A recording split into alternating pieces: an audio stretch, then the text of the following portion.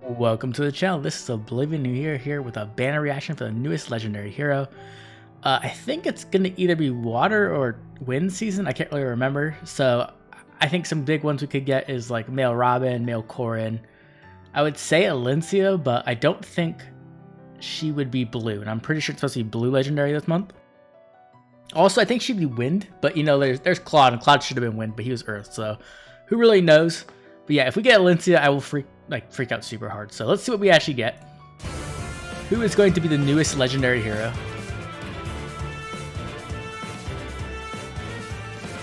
Okay. Wait. Who is that? That's a... Oh! Is that Deirdre? Oh my god. Oh my gosh. Walia must be freaking out. Oh, it's Earth season. Okay, Earth Blue Wait. Earth Blue Mage? Wait, what? Okay, first of all, her art looks really good. But the fact that she's an Earth Blue Mage, infantry, that's the exact same thing as Julia. That's just kind of mean. Fate. Like, is she just gonna dumpster like Julia super hard right now? Okay, so she has a preference special, and she's attack res tempo. Ooh, okay. So let's see. Spirit Forest Writ. Accelerate special trigger -1. Effect against dragon foes. So nothing surprising there. If unit is within 3 spaces of an ally, inflict attack and res -6 on foe during combat. Unit makes a guaranteed follow-up attack. Disables foes' skills that calculate damage using the lower of foes' defense or resistance. And also, if unit's res is greater than foes' res at the start of combat, inflicts penalties on foes' attack and resistance during combat. Equals 80% difference between resistance stats at the start of combat. -12 is max. Holy shit. Wow, okay. That's a lot of things for a preference weapon, jeez. Okay, so let's break this apart for a second. So we have special trigger, that's like, you know, pretty much typical nowadays. The effect against dragons also expected. We have the ability to stop adaptive damage, which is also just like a Deirdre and Julia special that always happens. We have afflicts attack and resistance -6, so there's some stats right there. And then if her resistance is greater than the foe, she can get up to -12 more resistance.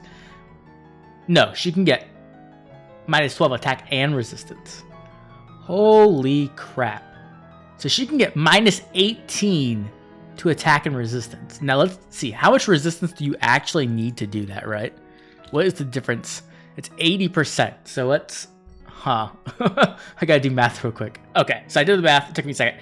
So you need to have a 15 stat difference between resistance stats to get the full max. So she needs to have 15 more resistance, which is a lot. But I don't think it's at the beginning of combat, right? So in combat buffs should count.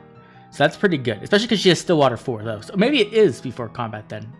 I'm not sure. Okay, either way, let's see Circlet of Balance. So we have a preference special with a 2 cooldown, boost special damage by 40% of units resistance. That's pretty good. That's almost an Iceberg, but Iceberg is 3 cooldown obviously. If unit's HP is greater than 1, foe will reduce unit's HP to 0, and both the following conditions apply. Unit survives with HP. So this is a miracle effect. Okay, and there's 2 conditions for it. Unit or foe special is ready, or unit or foe special triggered during combat. So you have to have both of these? I don't know. Okay, and then unit initiates combat or foe's range equals 2. I don't know how I feel about this, right? Considered a non-special effect. Okay. Does not stack with non-special effects that allow unit. Okay, so it doesn't stack with like Ymir's Miracle. But this like... It's very interesting, right? Because like, it doesn't have a very stringent HP condition. It's also a dynamic HP condition, unlike something like Brave Celos, right? Brave Celos is at start of combat. If you're above 25% HP, you're solid. For this one, it's as long as you're above 1 HP, which is like pretty easy, right? Like as long as you're at 2 HP or above, you're good. But then it also has 2 more conditions, which is they have to either have their special ready, so like a pre-charged special. So something like Deadeye, or like a pre-charged lethality, or even a pre-charged defensive special, right? And then also, either Deirdre has to initiate the combat, or the foe's range has to equal 2. This will work against melee. It will work against melee units if Deirdre initiates combat. But if she doesn't initiate combat, then it doesn't work against melee units. And then when it's range units, they have to have their special ready, or they have to be able to proc their special. So you kind of don't want guard effects on her, right? Because if there's guard effects, then they probably won't get their special off. It's a very weird special, I'm going to say that. Then we have Stillwater 4, we have attack res tempo, so that's pretty nice, just getting the attack and res version. I do want speed and resistance more than I want attack and resistance, but Deirdre tends to be like attack and resistance heavy, right? So it kind of makes sense. And then attack res menace. Huh. How do I feel about this unit? So overall, I think her weapon is pretty strong, right? Because she's obviously going to have a ton of resistance. Getting minus 18 resistance to, minus 18 to attack and resistance is really, really powerful.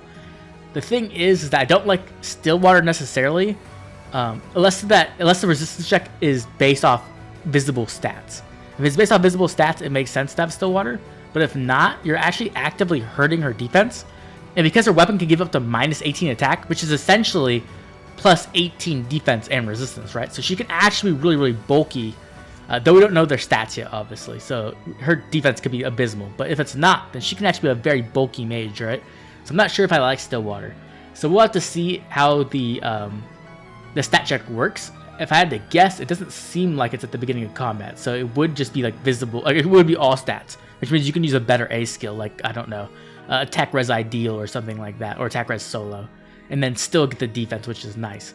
And then the circle of bounce would also make her even more tanky, because there is a chance you get that miracle effect, though you won't always, right? So I think she's good, but I don't know how amazing she'll be. I'll actually have to test her out and see how all the conditions work before I could say how good she's going to be. I mean, obviously she's better than she's obviously better than Legendary Julia at the moment. But Legendary Julia is due for a refine very soon. So let's go check out the rest of the banner. Let's check out the animation, actually. I want to see what her attack animation looks. Walia must be losing it, though. I bet Walia is very happy. Okay, that's pretty cool. That's a cool animation. There's her with Legendary Sigurd. So here's the miracle. To protect those I hold dear. Like, obviously she's gonna do a ton of damage. Like, she's putting out big numbers here. Who does she share with? I don't remember. So there's Legendary Seleth, Torin, Triandra. This is all stuff we already knew. There's Faye. Oh yeah, she's Faye and Myr, right? Faye and Myr. That's like not a bad share. I'm not the biggest fan of Faye. I mostly use her for distant stance fodder. Rhea. Ooh, Fallen Rhea. Fallen Gustav. Ooh, I want Fallen Gustav for fodder. Okay, so let's look at this real quick. Let's look at this banner. So we have blue is obviously quite good, right? We have the new Legendary Deirdre. We have Legendary Myr, who's obviously an amazing unit. And we have Legendary Faye, who I'm not like super sold on. She can be good at like max investment speed stacked, but even then, I'm not the biggest fan of her. Mostly, I would use her as fodder. So blue's pretty good, I'd say. You can get like a nice little legendary core going, which is always good. When it comes to, let's say, colorless, it's decent, right? Colorless has Ash, which is really, really good, as Legendary Corrin, who's kind of fallen off a bit. She's not the best. And then we have Fallen Rhea, who's obviously a pretty good far save tank. Then we have green. Green has Thor, Triandra, and Fallen Gustav. That's actually pretty good share for green. You don't really need that many Triandra merges though, so if you already have like a Triandra, you like already have a few merges that are Triandra, you're probably not the best. But Thor is very, very good as a mythic, great for the merges. Fallen Gustav is a pretty good unit, but as fodder, he's amazing, right? Like he has some of the best fodder in the game right now. Attack Book 4 is like super solid. I'd love to have some of that. And then red looks terrible. Red is a giant, massive skip. You have like Galzus, who has good fodder, like with Surge Sparrow, and then like Hugh, which is like not great. He's not a great unit, and his fodder's not the best. Speed defense ideal, I believe. And then Self, who's obviously not a very good Earth Legendary. So overall, I say this banner is like decent, but I could definitely see skipping it if you aren't like trying to merge up any of these units, or if you're not like a giant Deirdre fan, or you're not going after any particular fodder. Personally, I would like to get some fodder off this. I would like Attack Smoke 4 a lot, and I'd also like Distance Stance for like Summer Edelgard. Deirdre herself, I'm interested in, but I'm not sure if I really need her for any means, if I'm being completely honest, right? Like, it might be better to pick up like an Ashe merge for Ether raids instead of actually picking up Deirdre herself. But yeah, overall, I think Legendary Deirdre looks strong. She definitely has a lot of power, and she has a chance to be a very bulky, difficult to kill mage, right? With the miracle, with the -8 up to -18 attack and resistance. You probably have to change your A skill depending on how it works. The tempo is nice because you can't block out her special, which is going to keep her alive. And I think she's going to do a lot of damage. She doesn't seem very fast though, so she might struggle to kill things, right? We do see the 99 times 2 because of the guaranteed follow-up attack, but there is a lot of like, you know, obviously no follow-up and follow-up denial. So if she doesn't have like a decent speed stat, she'll get stuck on any unit who can deny her follow-up, which will like drastically take away a lot of her power. Either way, I think this is really cool. I didn't see this coming by any means, and I'm pretty excited for it. I don't know if I'm going to pull quite yet. I might or might not. I'm pretty on the fence at the moment. Are you excited for Legendary Deirdre? Are you going to be pulling for her? And if so, what other colors will you be pulling on? Make sure to drop a comment down below letting me know. If you enjoyed the video, please drop a like and subscribe. It helps the channel grow and keeps the content coming out. This has been Oblivion, and I'll catch you all later with more Fire Emblem Heroes.